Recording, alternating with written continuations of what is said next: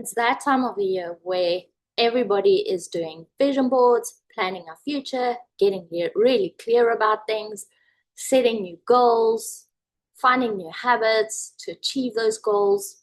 And I bet somewhere in your life you've been there.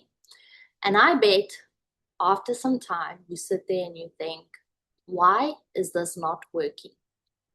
I want to tell you it's not you not being lazy. And I want to say this in a very sincere way. You have tried, but what has happened in the meantime is you have built unconsciously a cage that has kept you trapped. So today, we are not going to fall into the trap of failure, or I'm not successful, or I'm not enough, or even I am not free. None of those things is the things that we're going to look at today. What we are going to do is we're going to look at how those goals and those habits can actually become a tool to help us to the next point, but not be the defining thing of why it's difficult to get you to the other point. So what we're going to do is we're going to start opening the doors to that cage today by showing you how conventionally people think and work, the old way, how we've been doing it, the new way of how to think into it, that's going to end up giving you freedom for 2026. And if that excites you, please stay. My name is Claire. We are from Freedom Hub, and like and subscribe or come back and visit us for more. So today I am going to tell you about the promise. The promise the world led us believe that was solid.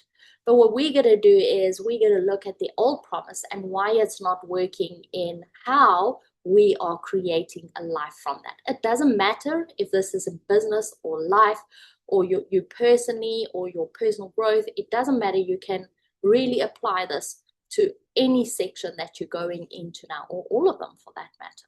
So while we do that, I'm going to get my trusty whiteboard ready. And by now, those of you who know me know that I am not the best sketch artist at all. But what I am going to do is I'm going to make it simple and easy. And this is what we all have. We all have this problem. This is us here. All right. This is now. And we all want to get to a future, right, where we are happy and joyous and free and excited. Now, conventional ways tell us that we need a couple of things. It says, hey, you need a system that's going to help you get there. The first one is you need a strong vision. Now, you've all had this before. If you've done any kind of course in self-development, you need a vision. You need to have super clear clarity on this. You need to know where you are going. That's what they say. Then we need a goal. Now we set the goals. Oh, we want to get there. How are we going to get there? We're going to break it down into goals over X amount of time. Right? And then lastly, we need habits. Okay, this is what the world shows us. And once we have habits, we do it over and over and over enough, eventually life says we get to enjoy that future that we have been wanting. So basically what it says is if you can see it clearly enough and you want it badly enough and you repeat the right behaviors over and long enough, all right, freedom is going to be waiting for you once you hit here. And then when you hit there, you're going to have rest. Ooh, it's exciting. And you're going to have peace. Yes, we want peace. And of course, we're going to have endless choice. But here's a strange thing I've noticed. The people I work with, and I've worked with a lot of people this year, all right, when they get to this point, there's something that they realize that they have been carrying themselves the whole way. They've been carrying this the whole way. And you know what? it feels exhausting. I want you to stop and think about that for a second. So what I want to do now is I want to tell you about why high functioning leaders actually fall in this functioning trap. And I see this all the time, right? The clients I have, they don't lack discipline, they don't lack intelligence. My goodness, I have some of the brightest clients around. They don't lack follow through. They wake up early in the morning, they go to gym, they got a good working routine and a morning routine. They stay on it, they keep focused. They're always doing something, right? But internally, they all have this weird kind of saying, or it comes through in their own way, that almost makes it feel like they're never allowed to turn off. Like there's something else to maintain.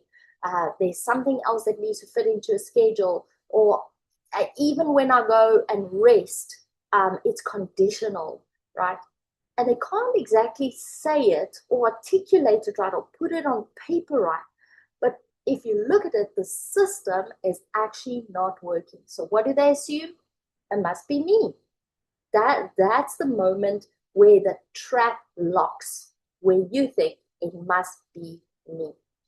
These people, highly intelligent people, think about it like this. They're like a car that pulls into your driveway, and they put the car in park and they pull up the handbrake, but they don't switch the engine off. It's still idling. There's always something, and they can't put their finger on it. So what we're going to talk about now is we're going to look at the hidden order of how people usually do it. Then I'm going to give you the order of how it should be done. It's actually quite easy, right? But you have to understand the concept, because if you see it, you can never ever unsee it. It becomes part of who you are. And this big trap that we fall into of like, I need to do more and more and more and more, becomes the door to opening to your life of freedom. So let's go back to our trusty whiteboard. And what we are going to look at now is what we just shared with you, is that hidden order, like how people usually do it. Okay, so this is what people usually do. They build. So they say, I'm going to build in 2026. Let's just do this. They say, I'm going to build in 2026. I'm going to do X, Y, Z, right? And then I'm going to automate. Automate, in this case, would be your habits, right? So I need to build will be the goals. Automate, oh, I need to do these habits. And then, here's the word, then I am going to be. In other words, I'm going to get to my destination. Now, if this has ever worked for you, please let me know, because if it has worked for you, I've never come across a person that doesn't feel overwhelmed. They don't feel free. And this is where we're going with next. Once it's basically the meaning of that build that you see there is, once I built the right life and I automate it with habits, then I'm going to feel okay inside. That word then, that is the damage. That is the poison. That is the thing, the cage that makes you feel trapped. Because it turns being okay into a future state. And when okay lives in your future, the present becomes something you have to manage and do the whole time. Did you get that? When being okay lives in your future, the present becomes something you have to manage right now. So I want you to think of it like this. Think of carrying a big backpack. And you put the backpack on and you go, oh, that's cool. Everybody's got a backpack, right? But inside, you put in the goals, because this is going to keep you moving forward so that you don't like go off the path. You're going to definitely have the habits in that backpack, because it's going to keep you stable. And then you, of course, have to have the vision to remind you why you're doing it and why it's worth doing. But nobody ever asks you this. Why am I carrying this weight in the first place? To even I don't know how to put this. It's not because you're not doing enough. It's because you're the one holding the system together. You don't have to hold the backpack, is what I'm trying to say. So what we want to do is we're going to go back to how we should be building it in 2026. And I need to share the screen again. I'm learning how to hop in between screens. It's becoming so fun, actually. Okay, so what we're saying is, no, we're not doing the old way anymore. We, in 2026, we're going to flip this around. We are going to be first. We are going to be first. Now, when you are first, when you are being first, what happens is everything starts calming down. A lot of people think B is confidence and motivation and tell yourself that you're enough. Don't worry about this. I'm not enough or I'm not worthy. No. I have done so many courses, guys, I'm not even kidding, over the last 5 years on this topic of mindset, right? This B, mindset, right? That I can write books on this and lots of different books on lots of different pathways of the mindset. But what I realize that lies behind all of that is your nervous system doesn't feel safe. It's not actually about the confidence, motivation, I'm not enough, I'm not worthy, people don't like me. Like, it's actually not about that. It's your nervous system that is keeping you trapped all along. And when stopping doesn't feel dangerous, then you know your nervous system is at a point that it feels safe. Because right now, I bet if you think to yourself, I need to stop, or I need to rest, or I need to I just don't need to do anything right now. I can just be right now. Does that make you feel anxious inside? When the B is missing, everything else has to compensate to make up for the B. And that's what I'm trying to tell you. Your goals try to give you permission to be something or do something. Your habits try to regulate your anxiety, and your vision tries to stabilize your identity. And that's why your tools feel heavy. That's why you don't want the vision or the vision boards, the habits and the goals anymore. It's not that you were broken. It is literally because you had the system backwards. That's all it is. So what I want to then tell you is, if you could sort out the B, in other words, you are. So you don't go into the future to look for the B. You are the B right now. You got a calm nervous system that is working. Now you can go in and you can build that structure. And when you build it, that structure becomes a thing that holds you. You're not holding anymore. It holds you. And that is when life becomes sweet and incredible. And that's when life feels free. All right? So the structure isn't something you live up to. It's something that holds you.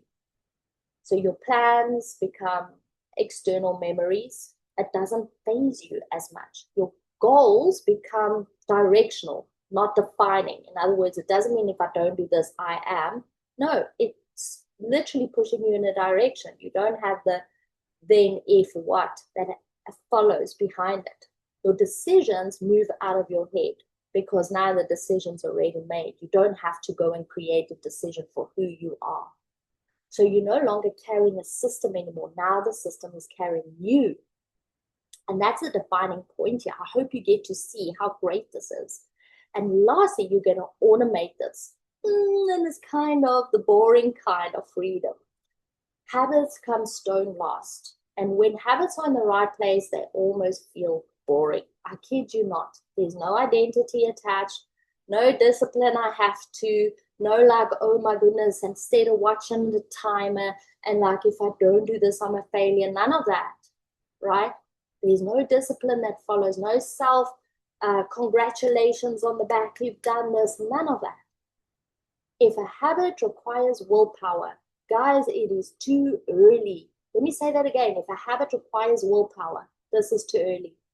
Automation is what happens after you find the safety, not before the time. So if we go back, last time, Let me share our whiteboard last time just to pull this all together, right? So previously we said you were building, then you were automating to be, and it was the then that was a poison. Now what we're saying is if you correct the be first, and then you build the structure that holds you, and then the habits, all right, the automation, I'm writing habits, you know that, the automation, right? That becomes natural without you having to push and time and do all of that stuff. And that is the thing that gives you that feeling of freedom. So if this is hitting home with you today, and you're sitting here at the end of the year, or you might even be watching this a little bit further down, doesn't matter when, and you want to set better goals, or you want to go and check your habits, ask yourself a couple of questions that might reframe everything, okay? Where are you still trying to earn permission to stop? And write it down. Where am I trying to earn permission to stop? Where is effort being used as proof of worth, right? I'm doing this because if I get there, then it's going to mean, right? You don't need to answer that right now. Just notice it. Because once you see the order, you can't unsee it, okay? And freedom doesn't come from trying harder. It comes from finally putting the weight down. So with that, I'm wishing you the best 2026.